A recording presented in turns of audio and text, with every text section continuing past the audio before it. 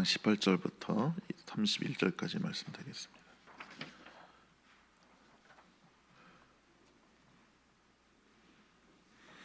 출애굽기 4장 18절부터 31절까지 말씀입니다.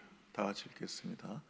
모세가 그의 장인 이드로에게로 돌아가서 그에게 이르되 내가 애굽에 있는 내 형제들께로 돌아가서 그들이 아직 살아 있는지 알아보려 하오니 나로 가게 하소서. 이드로가 베드로 모세에게 편안히 가라 하니라. 여호와께서 미디안에서 모세에게 이르시되 애굽으로 돌아가라. 내 목숨을 노리던 자가 다 죽었느니라. 모세가 그의 아내와 아이들을 나귀에 태우고 애굽으로 돌아가는데 모세가 하나님의 지팡이를 손에 잡았더라. 여호와께서 모세에게 이르시되 내가 애굽으로 돌아가거든 내가 내 손에 준 이적을 바로 앞에서 다 행하라. 그러나 내가 그의 마음을 완악하게 한즉 그가 백성을 보내주지 아니하리니 너는 바로에게 이르기를 여호와의 말씀에 이스라엘은 내 아들 내 장자라. 내가 내게 이르기를 내 아들을 보내주어 나를 섬기게 하라 하여도 내가 보내주기를 거절하니 내가 내 아들 내 장자를 죽이리라 하셨다라 하시니라. 모세가 길을 가다가 숙소에 있을 때에 여호와께서 그를 만나사 그를 죽이려 하신지라. 십보라가 돌칼을 가져다가 그의 아들의 포피를 베어 그의 발에 갖다 대며 이르되 당신은 참으로 내게 피난 편이로다 하니 여호와께서 그를 놓아주시니라. 그때 십보라가 피난 편이라 함은 할례 때문이었더라. 여호와께서 아론에게 이르시되 강야에 가서 모세를 맞으라 하시매 그가 가서 하나님의 산에서 모세를 만나 그에게 입맞추니 모세가 여호와께서 자기에게 분부하여 보내신 모든 말씀과 여호와께서 자기에게 명령하신 모든 이적을 아론에게 알리니라. 모세가 아론이 가서 이스라엘 자손의 모든 장로를 모으고 아론이 여호와께서 모세에게 이르신 모든 말씀을 전하고 그 백성 앞에서 이적을 행하니 백성이 믿으며 여호와께서 이스라엘 자손을 찾으시고 그들의 고난을 살피셨다함을 듣고 머리 숙여 경배하였더라. 아멘. 우리 주님께서 가시떨기 나무에서 불꽃처럼 임하셔서 모세를 만나 주셨습니다. 그리고 모세에게 사명을 주셨죠. 너의 그 민족이 있는 애굽에 그 고통받는 자들이 있는 곳으로 돌아가라. 주님 말씀하십니다. 그리고 그 돌아가서 그들을 구원해 내라고 사명을 주셨습니다. 여러분과 제가 우리 주님을 만난 다음에 똑같이 우리 주님 우리에게 말씀하십니다. 고통받는 그 형제 자매들, 그 압박, 그 압제와 그 폭정 앞에서 신음하고 그 모든 노역 때문에 어려움 가운데서 신음하는 자들에게로 가라고 말씀하십니다. 우리는 그 말씀을 따라 가서 그들을 구원해 내야 되는 것입니다. 그들을 그 모든 고통과 신음에서 건져내 줘야 되는 것입니다. 그래서 여러분이 주님을 만났다면 똑같이 주님께서 사명을 주십니다. 내 고통받는 형제, 내 이웃에게로 가서 그들을 도와주라고 말씀하시는 것입니다. 근데 이 모세가 하나님의 이 놀라운 신적인 계시를 받고 그냥 그날로 그냥 짐 싸서 가족들 데리고 애굽으로 간 게 아닙니다. 그는 먼저 이드로에게 가서 허락을 구했어요. 내가 내 백성 그들에게 가서 내 친척들이 살아있는지 보고 싶다고, 알고 싶다고, 그들을 만나고 싶다고 하니까 이드로가 그에게 가라고 허락을 해줍니다. 여러분, 여기서 우리가 중요한 것을 배울 수가 있습니다. 우리는 하나님의 사명을 받았다는 한 가지 이유만으로 국가적인 또는 사회적인 가정적인 의무에서 무관해지면 안 되는 것입니다. 그 여호와의 증인들은 그 하나님의 말씀을 지키겠다고, 하나님의 명령을 지키겠다고 국가의 의무, 즉 국방의 의무를 거부하죠. 그건 대단히 잘못된 것입니다. 여러분, 우리가 하나님의 이 놀라운 계시를 받는 다음에 그냥 가는 게 아니라 그 모세처럼 자기가 여태까지 살아서 그 도움을 받고 살 수 있었던 그 미디안이라는 나라, 민족, 그 사회, 그 가족을 그 자리에서 팽개치고 곧장 애고라는 게 아니라 가서 허락을 구했다는 것이 우리에게 많은 것을 말해주고 있는 것입니다. 여러분, 이와 같이 우리가 가져야 될 어떤 국가적인 의무, 사회적인 의무, 가정적인 의무를 다 지켜야 되는 것입니다. 모세의 목적은 애굽에 있는 이스라엘 백성이지만 정당한 가정을 무시하지 않았습니다. 그는 국가적 사회적 가정을 무시하지 않고 그의 사명을 위해서 애굽으로 가면서도 가족을 돌보는 일을 내려놓지 않았습니다. 여러분, 그리스도는 그리스도와 영접하는 순간 하나님의 나라의 시민이 되죠. 목적지는 천국입니다. 그러나 현실을 무시해버린 채 망상가는 아닙니다. 주님께서도 그러셨죠. 예수님도 마태복음 3장 14절 15절에 보면 이해할 수 없는 행동을 하셨습니다. 그러니까 세례 요한에게 세례를 받으셨어요. 여러분, 세례에 우리가 받을 때 우리 주 예수님의 이름으로 세례를 받는데 예수님께서 세례를 받을 이유가 없죠. 그런데도 세례 요한에게 세례를 받으셨습니다. 세례를 해달라 하니까 세례 요한 자체도 이해가 안 가서 아니 내가 예수님께 세례를 받아야 되는데 무슨 소리 하시는 거예요? 내가 어떻게 세례를 드립니까? 그랬더니 주님께서 말씀하셨죠. 이 모든 것을 허락하라. 이와 같이 하여 모든 일을 이루는 것이 합당하니라. 이런 것이 합당하다고 그랬어요. 그러니까 세례 요한은 그 말씀에 순종해서 세례를 줍니다. 마태복음 17장 25절 27절에 보면 세리들이 베드로에게 성전세 반세겔을 내라고 했습니다. 그때 주님께서 베드로에게 말씀하시죠. 야, 너는 왕이 세금을 백성들에게 받겠냐 자기 아들에게 받겠냐? 당연히 백성들에게 받죠. 왕자에게 무슨 세금을 받겠습니까? 그러나 주님은 그들이 오해하지 않기 위해서 성전세를 내라고 내는 방법까지도 베드로에게 알려주십니다. 그러니까 그 당시에 있었던 그 세금 제도, 그 행정적인 제도를 그냥 지키신 거예요. 그래서 주님은 부당한 재판이지만 재판의 과정을 겪으셨고 또 부당한 사형 언도였지만 사형도 그냥 당하셨잖아요. 디모데서 5장 8절에 보면 누구든지 자기 친족 특히 자기 가족을 돌보지 아니하면 믿음을 배반한 자요 불신자보다 더 악한 자라고 말씀하고 계십니다. 그러니까 우리 그리스도인의 삶은 철저히 영적이어야만 합니다. 그러나 영적이라고 해서 음식을 폐하고 혼인을 금하고 부모를 팽개치고 산속에 운둔하는 금욕적인 것이 절대 아닙니다. 그리스도의 삶은 건건한 시민, 건전한 사회인, 건전한 가족으로 살면서 영으로 세상과 분리하여 저 천국을 향해서 날마다 나가야 되는 것입니다. 그리스도인의 경건은 정상적인 생활 속에 존재하는 것이지 비정상적인 생활이나 형식 속에 있지 않습니다. 우리 그리스도인은 모든 걸 소유해도 아무것도 가지지 않은 것처럼 사는 그 놀라운 비밀을 여러분과 제가 알아야 됩니다. 우리가 어떤 큰 사업에 어떤 세상의 일에 종일 몰두하면서도 계속 하나님을 향한 마음을 갖고 있고 하나님의 임재 가운데 거하는 법을 배워야 합니다. 하나님의 임재라는 그 엄청나게 은혜스러운 책을 쓴 그 로렌스 형제가 수도사인데 이 로렌스 형제가 하는 일이 뭐냐면 그 수도원에 그 수많은 수도사를 위해서 하루 종일 아침, 점심, 저녁 밥 짓는 일을 했어요. 식사 당번이 했어요. 항상 주방에서 바쁘게 막 일을 했어요. 그런데도 그는 언제나 주님의 임재 가운데 있었고 주님과 동행했습니다. 그러면서 그 하나님의 자기가 경험한 임재를 그 편지 형식으로 써서 친구에게 보냈는데 그것이 책으로 나온 겁니다. 여러분, 우리가 모든 일을 하면서도 종일 안식하는 비결을 성령님은 우리에게 가르쳐 주십니다. 그래서 여러분과 제가 주의 영으로 분리되어 있지 않다면 그 수도원에 있어도 여러분 세상을 향하는 것입니다. 여러분과 제가 주님의 영으로 분리되어 있지 않으면 우리가 아무리 그냥 하루 종일 수도원에서 예배드리고 기도해도 여전히 세상과 연결이 된 거예요. 그러나 주님의 영으로 분리된 그리스도인은 여러분 우리가 막 복잡하고 막 사람이 들끓는 시장에서 시끄럽고 분주하게 장사를 해도 그는 하늘에 속해 있는 사람이 되는 것입니다. 건전한 시민으로서 경건을 지속하는 그 비밀을 배워야 그의 사명을 받은 자인 것입니다. 바른 사명을 받은 것이 그런 그리스도인이 애굽 나라 세상을 향해 나갈 수 있는 것입니다. 여러분 반드시 세상과 분리되어야 됩니다. 그리고 언제나 24시간 360일 언제나 하나님의 임재 가운데 있어야 돼요. 그래서 잠을 자면서도 하나님의 임재 가운데 있어야 됩니다. 그래서 우리가 잠잘 때 우리 영이 이 하나님의 나라를 갔다 오고 하나님과 깊은 그 임재 가운데 있어야 돼요. 그래서 여러분 꿈을 꿔도 좀 거룩한 꿈, 영적인 꿈을 좀 꿔야 되는 것입니다.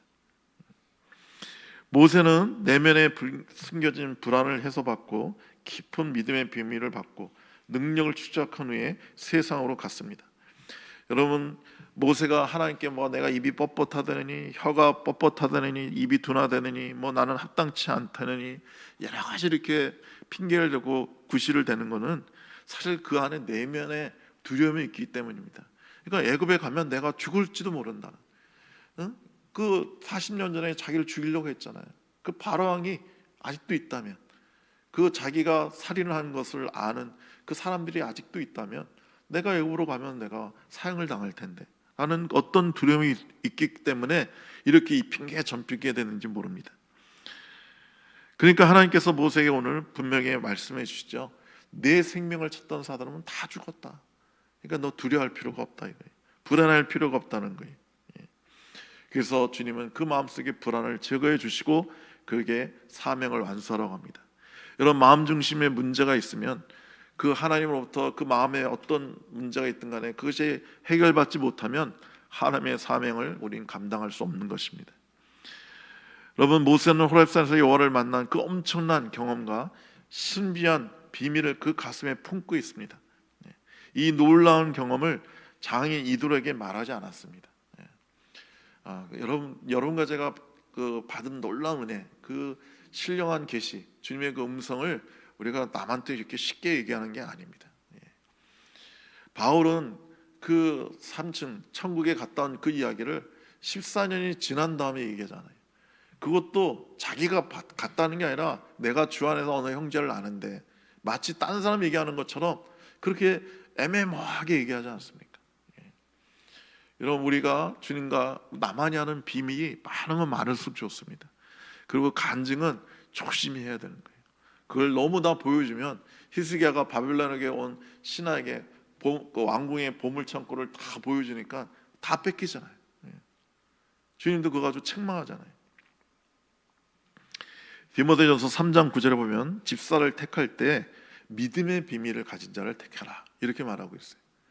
그러니까 주님을 만나고 그 놀라운 주님의 임재, 그 놀라운 주님의 경애에 한번 빠져본 사람, 실제로 그 체험을 한 사람만이 이 집사의 직분을 감당해야 된다는 거예요. 여러분과 제가 이렇게 주님과 나만이 아는 놀라운 비밀, 놀라운 확신, 그 놀라운 주님과 나만이 아는 그 깊은 내면한 교제의 체험이 있어야 돼요. 그 교제가 있어야 돼요. 그리스도는 누가 뭐래도 갈라디아서 6장 10절에 나온 대로 이후로는 누구든지 나를 괴롭게 말라 내 몸에 예수의 흔적을 가져노라는 이 바울의 고백을 우리도 할 수 있어야 돼요. 내 안에 예수의 흔적이 있다. 나는 세상 그 어떤 사람도 빼앗아갈 수 없는 예수의 흔적이, 예수님이 내 안에 있다. 여러분 우리가 세상으로 갈 때 우리가 다 우리 말을 듣고 우리를 영접하는 게 아니라 마음이 완악해져서 우리를 거부하고 우리를 핍박하는 사람이 있을 수 있다는 것을 미리 각오해야 되는 것입니다. 오늘 주님 말씀하시죠. 네가 바로에 가서 백성을 보내라고 하면 그의 마음이 완악해져서 너 절대 보내지 않을 거라고. 그의 장자를 칠 때까지 그는 계속 완악한 채로 너희를 대적할 거라고. 내 말을 듣지 않을 거라고. 여러분 바로는 굉장히 마음이 완악한 사람이죠. 오늘 본문에는 그렇게 내가 완악하게 했다고 그러는데 이것은 주님의 주권을 나타내는 말이고 그리고 주님께서 그 완악한 마음을 그대로 두셨다는 얘기예요. 얼마나 완악합니까? 애들을 다 죽이라니요. 여기서 완악하다는 말은 히브리어로 보면 딱딱하다는 뜻이거든요. 그 심령이 딱딱해서 돌처럼 굳어가지고 어린아이들을 그 죽이면 어린아이들이 얼마나 고통을 당할까? 그 부모가 얼마나 아플까? 이런 생각을 일도 못하는 거예요. 그러니까 요즘 말로 말하면 사이코패스인 거예요. 그렇게 사람들을 강제로 노역시키고 그렇게 괴롭히면서 그 마음에 아무런 죄책감이나 그 미안한 감이나 이런 게 없다는 거예요. 그 돌처럼 딱딱한 마음, 그 마음을 주님께서 그냥 두시겠다 이 말이에요. 그를 심판하기 위해서, 하나님의 놀라운 영광을 보여주기 위해서요. 여러분, 태양빛이 막 비치면요, 얼음은 다 녹습니다. 근데 흙떡이는요, 태양빛이 강하게 비치면 비칠수록 점점 딱딱해집니다. 그래서 하나님의 말씀은 이 빛처럼 어떤 사람에게는 그 심령을 녹이고 그에게 놀라운 생명을 전해주는 향기가 되고, 어떤 사람에게는 사망의 향기가 되는 거예요. 하나님의 은혜가 임함임을수록 변화되고 그 은혜를 받아들이는 사람이 있는가 반면에 그 은혜를 거부하고 심판의 자리로, 저주의 자리로 가는 사람이 있단 말이에요. 그래서 하나님은 이 말씀을 거역하는 자는 그 마음이 완악하도록 그냥 내버려 두십니다. 인간이 하나님의 말씀을 향해 마음의 문을 닫음으로써 받는 보상 중에서 가장 무서운 재앙이 그 마음이 완악해지는 거예요. 강팍해지는 겁니다. 자, 여기서 또 좀 이해가 안 되는 말씀 나오죠. 그래서 그 모세가 두 아들을 데리고 그 아내를 데리고 애굽으로 가는데, 가는 도중에 그 밤에 하나님께서 모세를 죽이려고 그러세요. 왜 죽이려고 했는지 오늘 본문에 보면 그 아들이 할례를 받지 않았기 때문에라고 오늘 본문은 말하고 있습니다. 근데 참 이해가 안 가죠. 뭐 그렇다고 해서 뭐 모세를 죽이려고까지 하셨나, 그런 생각이 듭니다. 여기서 중요한 거는 할례입니다. 여러분, 그 창세기 17장 9절로 14절에 보면 하나님께서 반드시 할례를 행하라고 그랬어요. 할례를 해야 내 백성이고, 할례를 빼야 저주받지 않고 내가 그를 축복하고 그를 내 귀한 자녀로 삼아주겠다고 말했어요. 그리고 내가 너희를 택하고 구원한 그 언약의 증거가, 그 의식이 바로 할례라고 말씀하셨어요. 로마서 2장 29절에는 할례는 마음이 하라고 그랬습니다. 원래는 육신의 포피를 베어내는 것이지만 마음의 할례를 받아야 된다고 바울은 재해석하고 있어요. 여러분, 할례를 받지 아니한 그리스도는 깨어지지 아니한 그리스도입니다. 여러분, 할례라는 것은 우리의 육신 옛 자아를 죽이라는 거예요. 그걸 잘라내라는 거예요.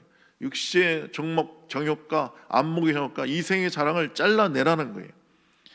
여러분, 자기를 베어내지 않은 자연 성품은 하나님 앞에서 사형을 받는 겁니다. 우리가 옛 생명, 그 육신을 가지고 살면 우리는 죽임을 당하는 겁니다.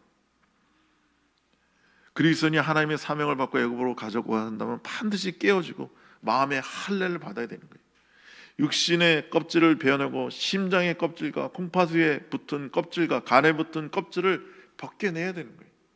그 껍질은 뭐예요? 얇은 기름층이거든요. 그 간과 콩팥에 있는 그 얇은 기름층도 주님과 우리 사이에 그 기름이 끼면 안 되기 때문에 그걸 다 칼로 도려내라는 거예요. 자유의 날선 검과 같은 말씀으로 도려내라는 거예요. 우리 눈에 붙은 그 고기 비늘 같은 것들이 그 말씀의 그 칼로, 예리한 칼로 다 벗겨져야 돼요. 이렇게 마음의 할례를 받지 못한 자는 하나님의 사망선고 아래 있고 하나님의 노염 아래 있는 것입니다. 자신의 영을 매끈매끈하고도 감싸고 있는, 매끈매끈하게 감싸고 있는 자아와 육의 껍질을 베어낸 자만이 주의 영으로 말미암아 영광에서 영광으로 나갈 수가 있게 되는 것입니다. 모세는 할례를 받았지만 아들이 받지 않은 게 문제였습니다. 여러분, 교회가 하나님의 사명을 감당할 때 깨어지지 아니한 10년과 함께 일할 수 없는 거예요. 우리가 어떤 주의 귀한 사역을 할 때 이렇게 깨어지지 않는 사람, 육적인 사람과 같이 절대 주의를 할 수가 없는 것입니다. 하나님은 깨어지지 않는 자, 할례 받지 않은 자는 반드시 애굽에 이르기 전에 중간 숙소에서 다루시는 거예요. 여러분, 십보라가 그 돌칼로, 약한 돌칼로 자르듯이 성령님이 말씀으로 우리의 육을 잘라내야 되는 거예요. 이렇게 베어내고 잘라내고 떼어내는 할례를 반드시 받아야 되는 것입니다. 그러니까 이것을 제가 쉽게 상상으로 풀면은 아마 모세가 갑자기 몸이 굳어가면서 죽어갔겠죠. 그때 십보라는 남편이 죽어가니까 뭔가 하려고 했을 거 아니에요. 어떻게 살리려고 했을 거 아니에요. 그런데 모세가 아이들이 태어났을 때, 두 아들이 태어났을 때 할례해야 된다고 했는데 아마 이 십보라가 거절했을 겁니다. 애들한테 그 아프게 그런 걸 왜 하냐고, 그런 이상한 의식을 왜 하냐고, 안 된다고. 아마 제 생각에는 이 애굽으로 가기 전에 모세가 한 번 더 얘기했을 거예요. 우리 아들들 할례를 해야 된다고. 그게 하나님 원하시는 거고 하나님의 율법이라고. 근데 여전히 십보라가 안 된다고. 애들 아프게 왜 그런 거 아니에요. 바로 그 말 하고 나서 모세가 그 말을 받아들이고 안 하니까 몸이 굳어가고 막 심장이 막 멎어가는 것 같고 숨을 헐떡거리고 막 그러니까 십보라는 내가 할례를 반대했더니 하나님이 우리 남편을 죽이시려나 보다 해가지고 얼른 아들의 포피를 베어서 그 모세의 발에 대고 당신은 내 피남편이라고 이렇게 얘기를 한 것입니다. 이것은 모세가 호렙산에서 사명을 받아 애굽으로 나가는 것은 우리 주님께서 세상을 구원하기 위해 나서는 것의 하나의 모형이라고 할 수 있는 것입니다. 여러분, 하늘에서 세상으로 가는 도중에는 반드시 피 흘림이 있습니다. 예수 그리스도께서 십자가를 지신 후 부활하시고 승리하셨습니다. 주님은 우리를 구원하기 위해서 세상에 오신 우리의 피난편이십니다. 그분이 피 흘리심으로 우리는 영적인 애굽에서 해방받게 되는 것입니다. 히브리서 9장 22절에 피 흘림이 없은즉 사함이 없다고 그랬어요. 주님이 걸어가신 그 길은 그를 따르는 만인에게 공식입니다. 누구든지 자기가 죽지 않냐고 할례를 받지 않는 자는 애굽으로 나갈 수가 없는 것입니다. 주님께서 그 아들이 피를 흘려서 아버지를 살렸던 것처럼 우리 주 예수께서 피를 흘려서 여러분과 저를 살려주시는 거예요. 그리고 오늘 이 남편을 살리는 것은 십보라죠. 부인이에요. 그런데 이 출애굽기에서 이 사람을 살리는 사람은 다 여인들이에요. 출애굽기 1장에서 그 남자아이가 태어났을 때 그 남자아이를 죽이라고 했지만 바로가 명을 내렸지만 그 산파들이 그 부와 십보게 하는 산파들이 살려주잖아요. 그리고 2장에서 모세가 그 갈대나무 상자에 들어가서 그 강물에 뛰어갔을 때 그를 구원한 게 누구예요? 애굽의 바로의 공주 그리고 미리암이에요. 모세의 누나였어요. 오늘 출애굽기 이 장에서도 5장에서도 여전히 4장에서도 여전히 모세를 살리는 것은 십보라 그의 부인이었단 말이죠. 그래서 여자는 교회를 상징한다고 제가 여러 번 말씀드렸죠. 교회가 여자예요. 왜냐하면 에베소서에서 바울이 얘기하지 않습니까? 뭐 남편은 아내를 사랑하기를 자기 몸같이 사랑하고 부인은 아내는 남편에게 순종해라. 그러면서 바울이 사람들이 오해할까봐 내가 좀 부부학 강의라는 게 아니라 그리스도와 교회에 관해서 신부에 관해서 말하는 것이다. 그러니까 교회와 그리스도에 관해서 얘기하면서 남편과 아내라는 비유로 얘기를 하고 있다 이거예요. 그렇기 때문에 이 아내는 교회라고 말할 수가 있는 것입니다. 그러니까 교회의 가장 중요한 사명은 사람을 살리는 거잖아요. 그래서 여러분과 제가 이 여인들이 이 사람들을 살리는 것처럼 우리 교회는 우리 여러분과 저는 반드시 사람을 살려야 됩니다. 그러려면 먼저 주님을 만나야 됩니다. 가시떨기 나무에서 모세가 하나님을 만났던 것처럼 그 하나님의 임재, 하나님의 만지심, 하나님의 음성을 우리가 들어야 되는 거예요. 그 다음에 우리는 할례를 받아야 되는 겁니다. 우리의 육신, 세상, 옛 자원, 옛 성품들을 다 잘라내야 돼요. 날카로운 돌칼, 좌우의 날성과 같은 말씀으로 잘라내야 되는 거예요. 육신을 잘라내고 정욕을 잘라내고 안목의 정욕을 잘라내고 이생의 자랑을 잘라내고 그리고 주님의 성령으로 충만해서 저 고통받는 사람들 가운데로 가서 그들의 손을 잡아주고 위로해주고 치유해 줘야 되는 것입니다. 기도하겠습니다. 좋으신 우리 하나님 아버지, 우리에게 구원해 주시고 우리에게 귀한 사명을 주시니 감사합니다. 천하보다 귀한 생명을 살리는 이 귀한 사명을 주셨는데 그 사명을 우리가 잘 감당할 수 있게 해 주옵소서. 주하고 아파하고 신음하는 영혼들을 향한 우리 마음속에 간절하고 애절한 마음이 있게 해주시고 그들에게 가서 우리 주 예수 그리스도의 복음을, 사랑을, 그 위로를 전해주는 주의 평화의 사도들이, 생명의 사도들이 되게 하여 주시옵소서. 예수님의 이름으로 기도드리옵나이다. 아멘. 찬송